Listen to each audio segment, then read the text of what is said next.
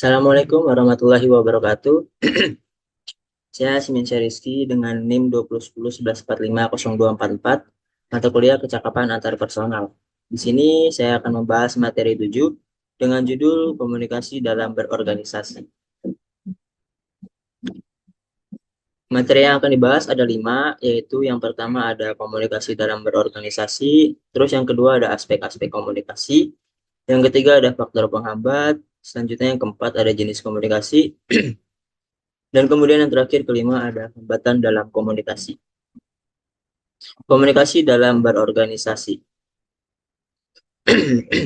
Pengenalan komunikasi dalam berorganisasi. Bidang ini pertama kali berkembang di Amerika Serikat pada tahun 1940-an. Fokus awalnya adalah meningkatkan efektivitas organisasi dan produktivitas kerja.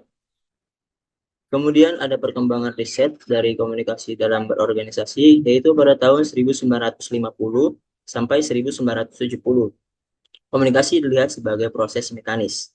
Maksudnya, pada periode tersebut, manusia dipandang sebagai makhluk rasional, di mana komunikasi dipelajari sebagai proses mekanis yang dapat diukur dan dimodelkan. Selanjutnya pada tahun 1980-an, mulai beralih ke penelitian mengenai hubungan atasan-bawahan, keterampilan komunikasi, dan budaya organisasi. Pada bidang ini, mulai mengalami pergeseran dari pendekatan yang berorientasi pada bisnis murni ke kajian yang lebih mendalam mengenai hubungan manusia di dalam organisasi. Seperti hubungan atasan-bawahan, keterampilan komunikasi antar individu, serta budaya organisasi. Yang terakhir pada tahun 1990, yakni fokus pada teori kritis dan feminis untuk mengungkapkan bagaimana komunikasi membentuk dan membebaskan anggota organisasi. Konsep komunikasi dalam berorganisasi itu ada 2. Yang pertama, definisi komunikasi organisasi. Menurut Mumbi, dalam definisinya, yaitu proses menciptakan dan menegosiasikan sistem makna kolektif melalui praktik simbolis untuk mencapai tujuan organisasi. Peran strategis komunikasi. Komunikasi tidak hanya tentang menyampaikan informasi, tetapi juga bagaimana organisasi membangun hubungan, menciptakan dialog, dan mencapai tujuan strategis mereka. Proses komunikasi dalam organisasi. Organisasi dapat berjalan dengan baik jika menggunakan skema komunikasi yang baik.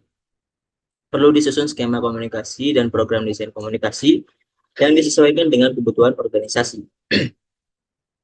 Pertama ada skema komunikasi.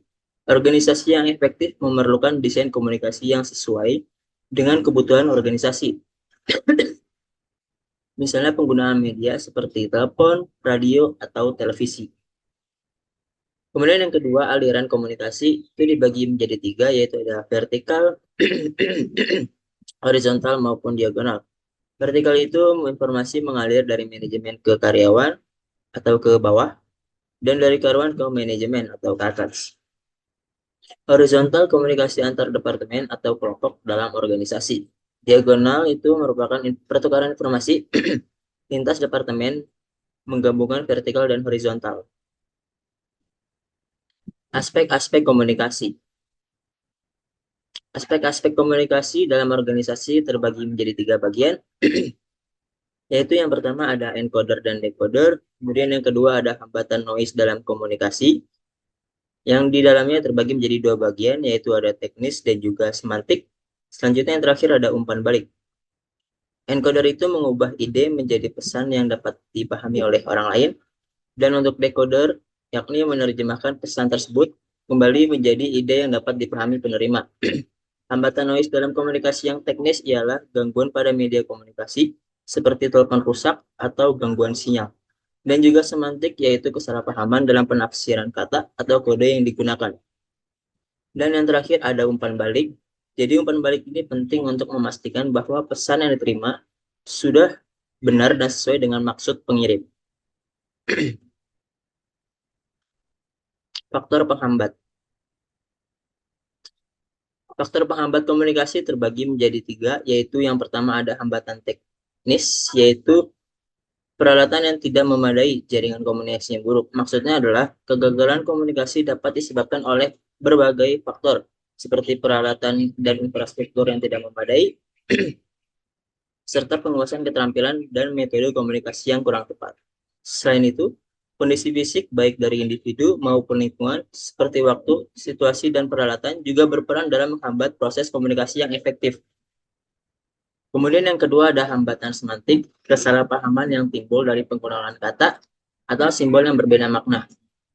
Dan yang terakhir ketiga ada hambatan perilaku, yaitu sikap yang tidak kooperatif, prasangka, atau gaya komunikasi yang otoriter mengganggu proses komunikasi yang efektif. Jenis komunikasi. Jenis komunikasi terbagi menjadi dua bagian, yaitu ada komunikasi verbal dan juga komunikasi nonverbal. Namun dibagi lagi menjadi dua bagian untuk komunikasi verbal dan nonverbal. Di komunikasi verbal ada tertulis dan lisan. Tertulis sendiri yaitu seperti memo, email, dan laporan. Merupakan contoh komunikasi tertulis yang digunakan untuk menyampaikan informasi resmi dalam organisasi. Dan lisan itu digunakan dalam wawancara, rapat, dan pengarahan. Komunikasi lisan memfasilitasi interaksi langsung antara anggota organisasi. Kemudian di komunikasi nonverbal ada bahasa tubuh dan juga lingkungan kerja.